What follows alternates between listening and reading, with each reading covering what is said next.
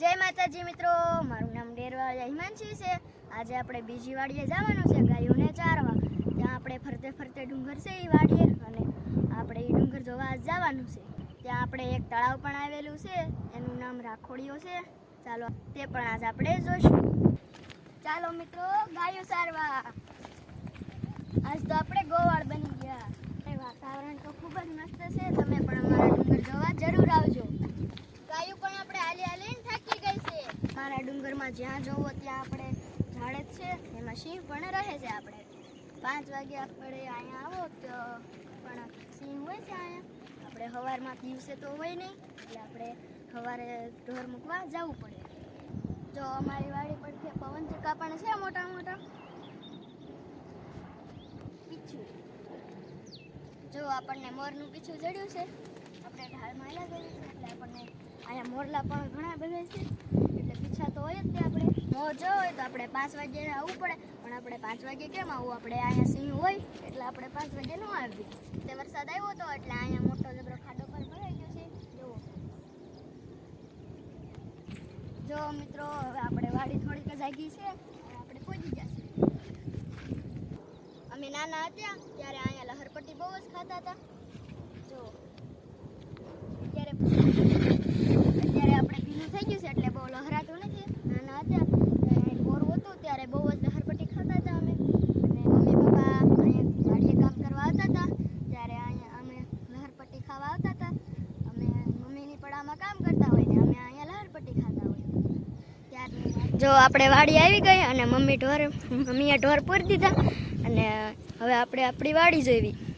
જો આ છે અમારી વાડી। આપણે આ વર્ષે તો કાંઈ વાયું નથી, એટલે આપણે અહીંયા સિંહ હોય એટલે આપણે કાંઈ નથી વાયું। એમાંથી આપણી વાડીએ અત્યારે રોજ આપણે 5 વાગે આવે છે સિંહ, એટલે આપણે અહીં કાંઈ વાયું નથી। આપણે ગાયોને બપોર લગી ચરવા મૂકી દેવી છીએ। જો મિત્રો, આપણે આવી ગયા ડુંગર। આપણે ડુંગરમાં હનુમાન દાદા પણ છે, ત્યાં આપણે એક દિવસ જઈશું। કીધું તું એમ, વાડીની ફરતે આપણે ડુંગર છે।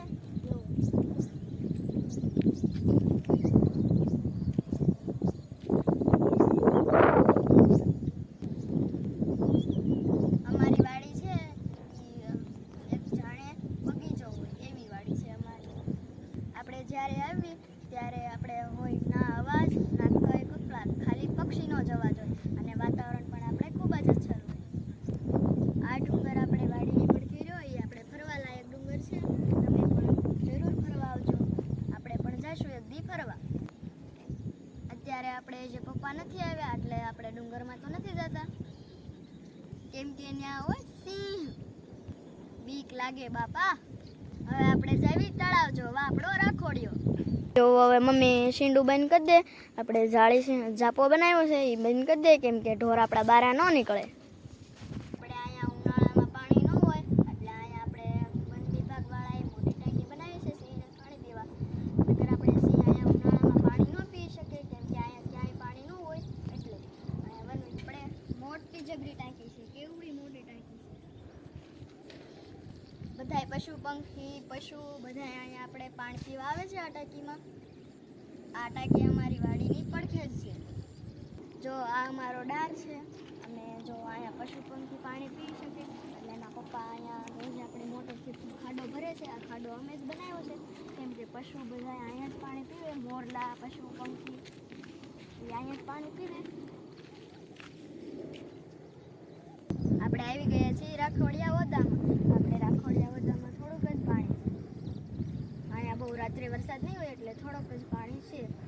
તો આપણે આખો નથી ભરાણો એટલે આપણે નાવું નથી, ખાલી આપણે પગ ધોઈને।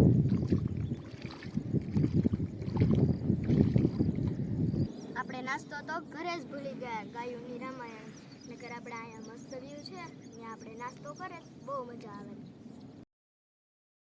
મિત્રો, તમને ડુંગર કે રાખોડિયો કે તમને ગમ્યા હોય તો કોમેન્ટમાં જરૂરથી લખજો। તમને મારો વિડીયો ગમ્યો હોય તો લાઈક, સબસ્ક્રાઈબ અને શેર કરજો। Bye bye.